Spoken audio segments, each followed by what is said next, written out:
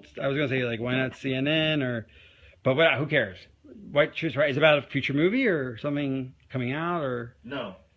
Okay. It's not about any movie. It's not about the movies I've made in the past. It's a confession of sorts. Okay. I mean, about you cheated on your wife, you plagiarized. I would never do that. No. Plagiarized something. It's about a movie I made that nobody is aware of, even though they've seen it. Okay. Is that intriguing? Do I have you intrigued? Well, I mean, see if I understand what you said. It's about a movie you made, no one knows you made. Is that what you said? That's right. It's a production. Like, some of you put, like, you didn't put your name on it? Like, at the end, you put, like, a fake name? Oh, no. I made it. Like Alan Smithy, like that That's type right. of thing? No, I didn't. There was no name put on it. Why? Why would there be no credits? What do you mean? Because there are some things that you just can't put your name on. Okay. I perpetrated a huge fraud, which I am now about to detail, Okay. involving the United States government and NASA. All right. And I'm sure you've heard the rumors. The moon landing hoax? That's right. That the moon landing was fake. The moon landings all were fake. And I was the person who filmed it. You're serious okay. I'm serious. I'm dead serious. Because I only have this certain amount of time with you, and I'll talk about whatever you want. You know, this isn't some type of joke or no, it's not film within a film thing. It's not a joke. Nope. Okay. The conspiracy theorists were right on this occasion. Why? I don't know about Paul McCartney's death, but this they were right about. Okay. Why in God's name I don't know what to ask you first. Why the hell, if you're telling the truth, why would you do it? Why are you telling me? I mean, what the? Don't you think it's important for people to know the truth? Yeah, yes, certainly. They had a massive fraud, an unparalleled fraud perpetrated against them. They should know.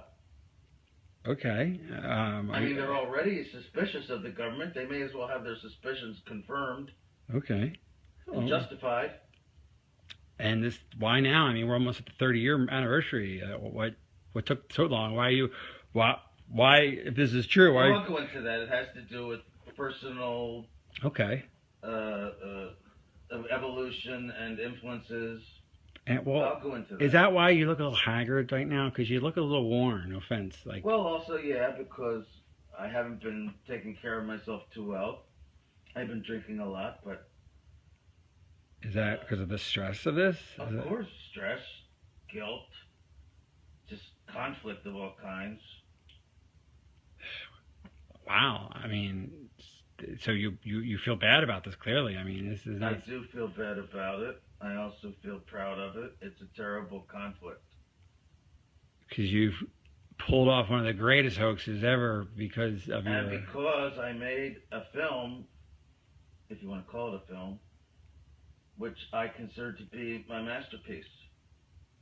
And you can't take credit or even talk about it as you are now. I'm hereby taking credit. Right, but you can't actually go out. You're doing when people see this, you'll be dead. Until 10 years. Right, or 15, yeah. After my death. So you can't talk to Roger Ebert about it. You know, does that frustrate you?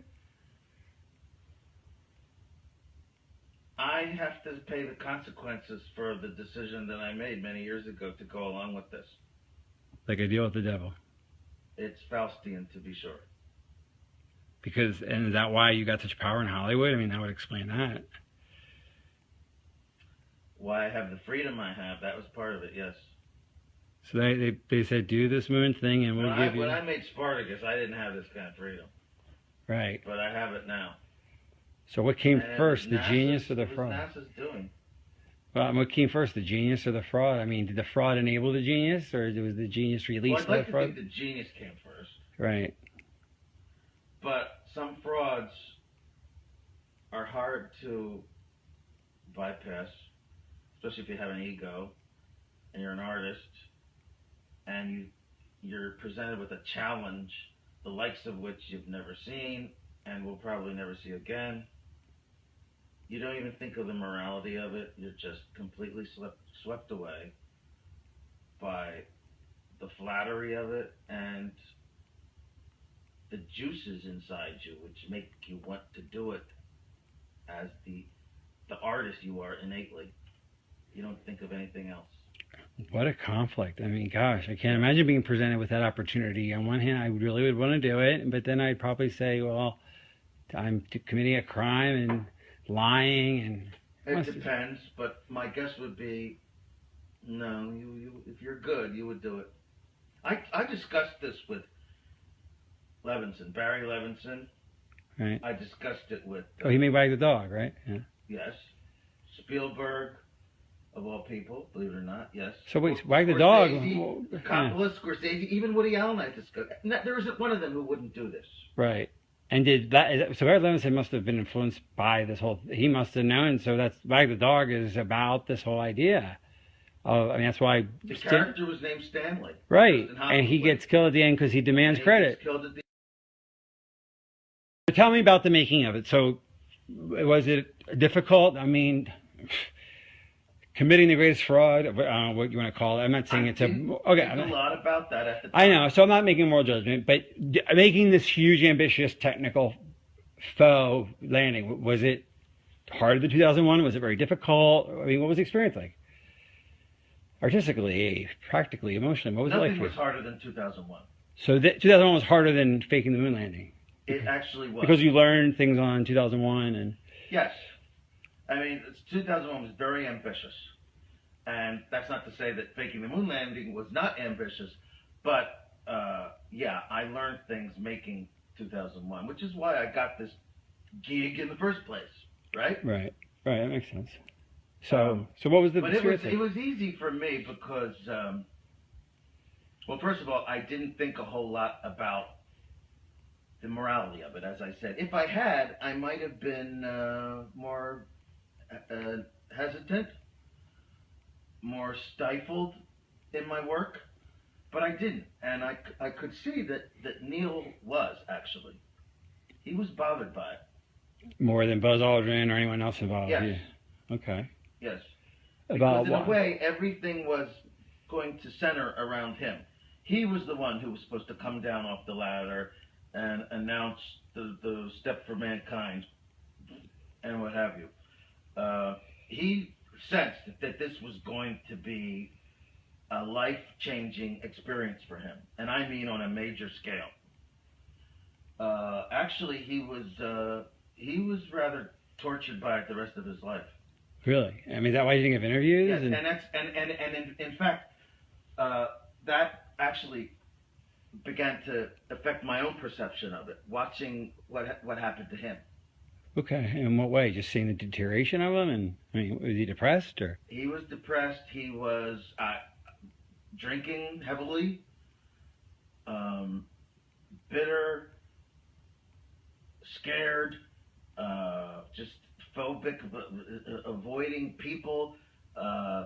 And that guy Bart Sibrel or somebody tried to get him to swear in a Bible. I mean, when I say he affected me, that's why there was so much time in between films for me. Between Full Metal Jacket and between The Shining and Full Metal Jacket was about 6 years. Between Full Metal Jacket and Eyes Wide Shut is 13 years. Yeah. And a lot of that time was spent just emotionally processing? Yes. It became very conflicting for me. I was proud of my work, but at the same time, and this was a lot because of Neil's influence. Not consciously. He didn't do this to me consciously. But I spent a lot of time with him, and each time I did, I became more and more bothered, troubled by my own participation in this. Okay. Well, what would he say? I mean, did he explain the source of his depression? He was on the verge of tears. He did not cry. I won't say he cried, but he was on the verge of tears so many times because of what he did. I mean, what he participated in. It's almost as if he thought up the idea, you know? Right. He felt that guilt. He was almost used, really. Okay. But he's the one who felt the guilt. I'm sure NASA did not feel that much guilt. And, I mean, why did he go up, I wonder? I wonder why. Because they promised him a seat in 3 years when they figured it out. They kept lying about it being possible. So why do you think he did it? Why did Armstrong do it in the first place? He thought, they kept saying, we'll be ready in 3 years and you'll go then. Just lie now and we'll go in 3 years. The funding will keep going and we'll figure this out and you'll go. Oh, actually go. Right, okay, yeah. And okay. they were lying, you know, Yeah. and they figured it out. And he got really, you know, so cynical. Got it? Okay. So why did Armstrong go? I mean, he was such a moral, principled man. Why would he go on a fake moon mission? I don't believe that. Well, they strung him along because they led him to believe, oh, don't worry, we're going to have the money in a few years and we'll actually go and then you will go. They'll have. Of course, You mean they'll have the technology in a few years? Yes. Okay. They will have enough, they will be able to actually perform the miracle of going to the moon. And yes, he would be in the saddle. So in other words, okay, let's make this clear. Kennedy set a deadline, psychological deadline of the 60s. They knew they couldn't beat it. Right. But they would be they great could PR if they did. Right, and if they did, you're saying they sincerely thought that they would really get there within a few years. I believe, yes, they did think so. Because that's what that's... Although some didn't. There was a difference of opinion. There were some that just believed honestly that we will never be able to get there. There's just no chance. That Werner and I used to like have coffee in the mornings, and he was like, there's no fucking way. Like, you know, Werner von Braun. All right. So keep going with that. Some people didn't believe that you could go even? Well, Werner von Braun, of course, didn't. The director didn't think so. The man was just too brilliant. He knew that we couldn't do it. So, okay. I'm talking about a guy working on two lost causes, the Nazism and you know, the quest for the moon. I mean, he really did, and he didn't tell them? I mean, did he ever tell them? Did he tell NASA? Like, did he tell the president we can't go? I mean, he must have been broke the news. He was very old, of course, at the time, and a lot of people just dismissed him. Younger, more ambitious people, some of them really thought we could get there. Right. Or wanted to believe it. Maybe on a conscious level they knew we couldn't, but they just wanted to believe the impossible because they were so full of themselves. And so full of the dream. Yes.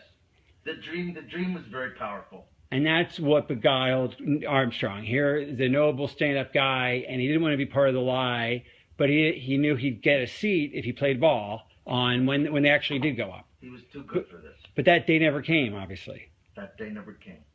And what did that do to him? I mean... It gradually destroyed him, I think. Okay. He deteriorated. Like I said, he drank a lot. He was full of self-recrimination, and so was I. Well, mainly from his influence. It's like I caught it from him. And now tell a story about, I talked to him one last time before his death, and he made me promise to get this news out. It was too great. It was, one last story. I died before him. Okay, one last conversation right? The last conversation you had was about 3 months ago. Right. And he said that, that he he's going to write a letter and put it in a drawer, and maybe his wife someday will give it out. But he's like, all right, Stanley, you're a media guy. You got to tell the truth one day. Right before. But he urged me to tell the truth. He knew he couldn't because of reasons because he was a government employee his whole life and he had a government pension, and here I am a millionaire. Like, you can afford to, Stanley. Tell the truth. I still get a government pension. You know what I'm saying? And that's been eating on you to do this. And that's why you're not doing it now. You're doing it 15 years from now. Or whenever. Like, in other words, you're telling this. That's why you're not announcing on CNN. It's because you're going to honor his wish. But you're not ready for it now to come out. But you're doing this for Why you. am I putting it off? Because I think I'll be... Because you don't want your family... You want to be dead. Right. And you want your family to have 15 years on it. Your wife will probably be dead and your kid will be grown. Right. You want distance from your legacy from this truth. That's it. Okay. Right. So, what happened? So what really motivated contacting me as a filmmaker was I talked to Neil, and I really felt guilty, and that's why I arranged for you to interview me, because I wanted to blah blah blah blah. Let's talk about the motive. So wait, so Neil really got to you. I mean, it sounds like he's the impetus of this entire confession in a way. I mean, it's like a theme. Like, so he really Yes, made you influenced become me. circumspect about this. He even virtually begged me to reveal all this. He couldn't do it himself. He has a pension to worry about. I had basically nothing to lose. I'm, an established filmmaker, not involved with the government in any way except for this one job.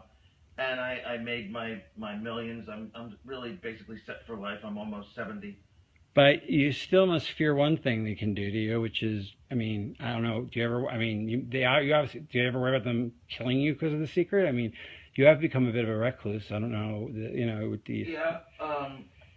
Garbo, Howard Hughes, J.D. Salinger, and me.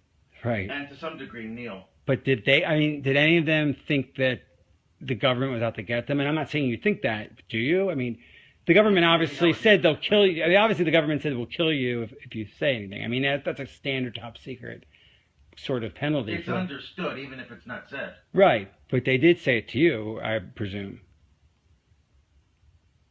Yeah. They did. I mean, the government they said basic. So it was. They tried to be cute about it, but yeah, it was said in no uncertain terms. So why are you? So can't this get you killed? Well, that's why I'm delaying it. Okay, the 15 years thing. This is not going to be seen. Okay, until for another 15 years after you're dead. Well, no, that's if you die tomorrow. You're not going to die tomorrow, clearly. I'm sorry. Okay, try again. Okay, it's okay. So why you could get killed by doing this? This could kill you. Why are you doing that? That's.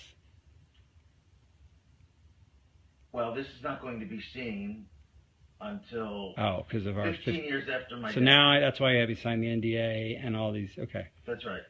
All right. Well, that makes sense now. Okay, I understand that now. All right. It should be known, but I want there to be some kind of cushion for my family.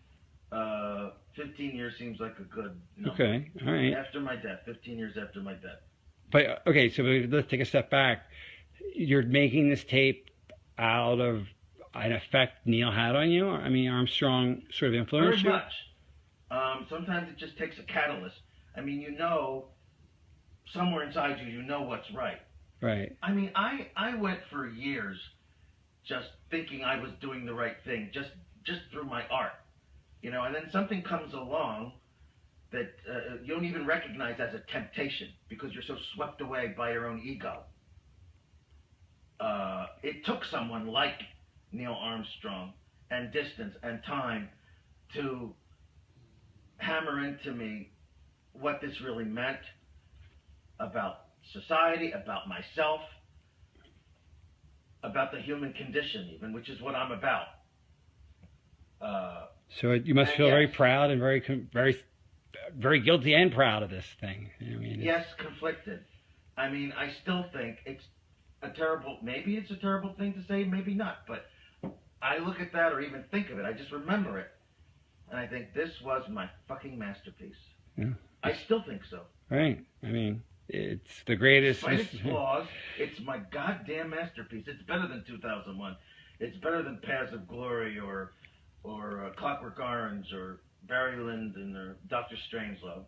All of which I love, but and you're included now. That's the moon landing itself, and what a triumphal story that is. Were you involved in any of the other missions at all, or is that just the one? I mean, would they just take your thing, or was it a one-off, or did you do them all? I mean, you just did 11 and 13. They brought you back after 12 failed. Okay, just to do 13. That's it. And Neil helped you with that. So was it just a one-off? I mean, you just did you do them all? Well, I did 11 and 13 as well. You did 13, okay. Not 12. Why is 13 a failure then? Why did you? Well, they brought me back. And why? But why did you make it? 12 failed. 12 failed how? What do you mean? How did 12 fail? You told me 12 failed. How did it? I'm asking you in character. How did 12 fail? Tim, can we stop? Nobody watched it. No one cared. Oh, okay, yeah. Okay. I'm sorry. Okay, so you did 11 and 13, but why 13? Why'd you make 13 and do like a failure? Why did you? Because 12 was a disaster. I What mean, do you nobody mean? Why? cared anymore. Did 72. oh, By then, it was old hat almost. People just didn't care. And that's why they had to play golf up there. okay, so I mean, as if golf was the was watchable. okay, I mean, okay, if they'd had a horse race, that would have been watchable. that's true. But a golf match, I mean, a golf game on the moon. Right. Okay, so they weren't getting the ratings. That wasn't my idea. Okay. I will not take credit for that. Okay, so it was really a ratings issue. That if they 12 didn't pull the ratings that 11 did, and so why did you come up with 13 storyline? Like, how'd that happen? Like, the